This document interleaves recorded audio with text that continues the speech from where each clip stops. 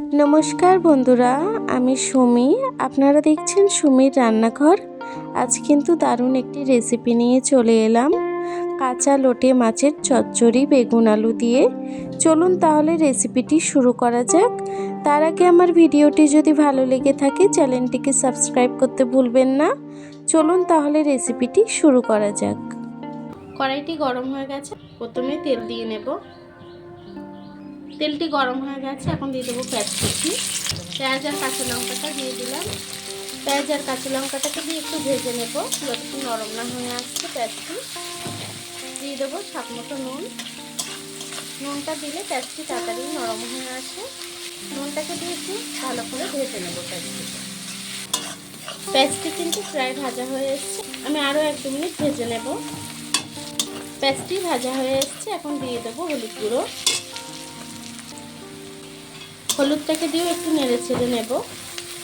প্রথমেই বলে দিই, মাছের মধ্যে কিন্তু আগের থেকেই তেল মশলা মাখানো হয়ে গেছে। আদা, জিরে, রসুন, কাঁচা লঙ্কা সব কিছুকে বেটে আমি আগে থেকেই মাছে মাখিয়ে রেখেছি। দেখুন, লোটে মাছটায় কিন্তু আগে থেকে তেল মশলা মাখানো আছে, কাঁচা তেল দিয়ে মাখিয়ে রেখেছি। পেঁয়াজটি ভাজা হয়ে গেছে, এখন সবজিটাকে দিয়ে দেবো বেগুন আর আলু লম্বা লম্বা করে কেটেছি, সেটিকে দিয়ে দিলাম। সবজিটাকে দিয়েও একটু নেড়ে ছেড়ে দেব।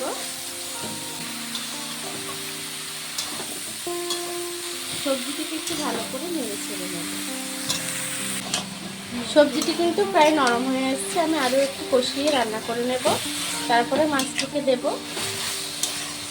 সবজিটিকে একটু পাতিয়ে দিয়েছি, এখন মাছটিকে দিয়ে দেব।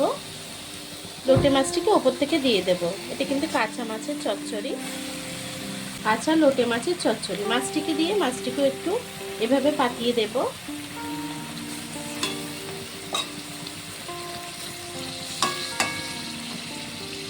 ওই বাটিটাকে ধুয়ে সামান্য একটু জল আমি সাইড দিয়ে দেব।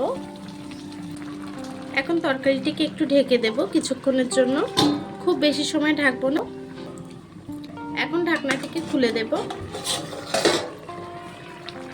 গ্যাসটা মিডিয়ামে রেখে আমি তরকারিটিকে রান্না করে নেব। খুব বেশি ঘোটাঘুটি করব না, তলায় যাতে না লেগে যায়। খুন্তি দিয়ে একটু নেড়ে ছেড়ে দেব। গ্যাসটিকে লো ফ্লেমে দিয়ে রাখবো। তরকারিটি হয়ে গেছে, তলায় লেগে এসছে, ঝোলটি কিন্তু একদম টেনে গেছে। এখন আমি গ্যাসটিকে বন্ধ করে দেব। এখন আমি তরকারিটিকে নামিয়ে নেব।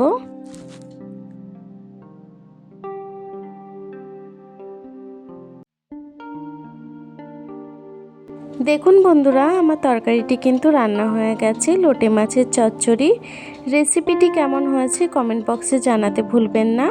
রেসিপিটি যদি ভালো লেগে থাকে চ্যানেলটিকে সাবস্ক্রাইব করে পাশে থাকবেন। আর এতক্ষণ ধরে আমার ভিডিওটি দেখার জন্য আপনাদেরকে অসংখ্য ধন্যবাদ।